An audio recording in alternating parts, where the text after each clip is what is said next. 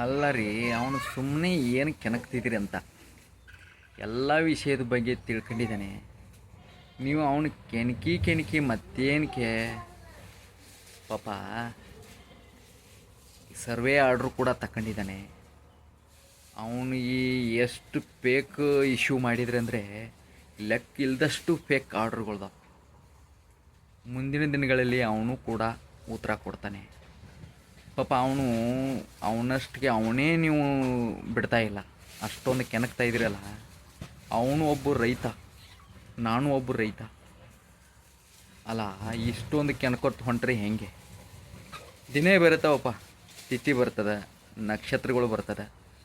ಅದ್ರ ಮೇಲೆ ಇಟ್ಕೊಂಡು ಪಾಪ ಅನಾರೋಗ್ಯಗಳ ಪಾಪ ಅವ್ರ ಮೇಲೆ ಇವನು ಪ್ರಯೋಗ ಮಾಡಿಕೊಂಡು ಇಷ್ಟೊಂದು ಹಿಂಸೆ ಕೊಡ್ತಾ ಇದ್ದೀರಲ್ಲ, ಗೊತ್ತಾಗಲ್ಲ ನಿಮಗೆ? ಅಲ್ಲ, ಏನಂತ ನೀವು ಅಷ್ಟು ತಿಳಿಗೇಡಿ ಆಗ್ತಿದ್ದೀರಲ್ಲ, ಗೊತ್ತಾಗಲ್ವಾ? ಮಾತಾಡಬೇಕು ಹೇಳ್ಬೇಕನ್ನ ನಿಮಗೆಲ್ಲ. ಫೇಕ್ ಆರ್ಡ್ರ್ಗಳು ಎಷ್ಟು ಇಶ್ಯೂ ಮಾಡಿದ್ರಿ ಅವನ ಮೇಲೆ? ಅಷ್ಟು ಕಾಮನ್ ಸೆನ್ಸ್ ಯೂಸ್ ಮಾಡಬೇಕು. ಸುಖ ಸುಮ್ಮನೆ ಪಾಪ ಅವನಷ್ಟಕ್ಕೆ ಅವನೇದಾನಂದರೆ ನೀವು ಅವ್ನಿಗೆ ಕೆಣಕ್ತಿದ್ದೀರಲ್ಲ, ಅಷ್ಟು ಗೊತ್ತಾಗಲ್ಲ ನಿಮಗೆ?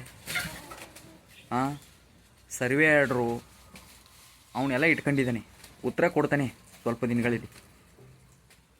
ಅಷ್ಟು ದಡ್ಡ ಅನ್ಕೋಬೇಡ್ರಿ ಅವನ ಪಾಪ. ನನಗಾದಷ್ಟು ಪಾಪ ಅವನಿಗೆ ಕೊಟ್ರಿ, ಅವನಿಗಾದಷ್ಟು ನನಗೆ ಕೊಟ್ರಿ ಪಾಪ. ಏನಿದು ಕತೆಗಳ ನಿಮ್ಮದು? ಉತ್ತರ ಕೊಡ್ತಾನೆ, ಕೊಡಬೇಕಾಗ್ತದೆ ಉತ್ತರ.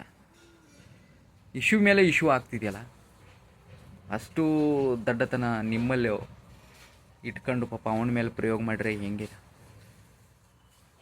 ಪಾಪ ಎಲ್ಲೋ ಏನೋ ಆರೋಗ್ಯ ತಪ್ಪಿಸ್ಕೊಂಡಿರ್ತಕ್ಕಂಥವ್ರು ಅವ್ರ ಪ್ರಯೋಗ ಪಾಪ ಇವ್ರ ಮ್ಯಾಗೆ ತೋರಿಸ್ಕೊಂಡು ಇವರಿಂದ ಅವರಿಗೆ ಇದೆಲ್ಲ ಸಮಸ್ಯೆ. ನಿಮ್ಗೆ ಅಷ್ಟು ಸ್ವಲ್ಪ ಜ್ಞಾನ ಇಟ್ಕೋಬೇಕಲ್ವಾ?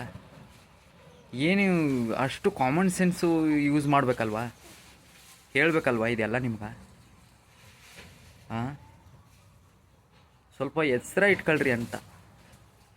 ದಿನೇ ನೋಡ್ರಿ ಪಾಪ, ಮಾತಾಡಬೇಕು ಅಲ್ವಾ? ಮಾತಾಡಲಿಲ್ಲ ಅಂದರೆ ಆಗೋದಿಲ್ಲ.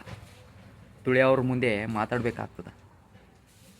ದಿನೇ ನೋಡ್ರಿ ಅದು ಪಾಪ ಪರಿಸ್ಥಿತಿ ಹೆಂಗೆ ಆಗೋಗೈತಿ. ದೇಶಭಕ್ತರಿ ಅವನು ಒಬ್ಬ ಪಾಪ.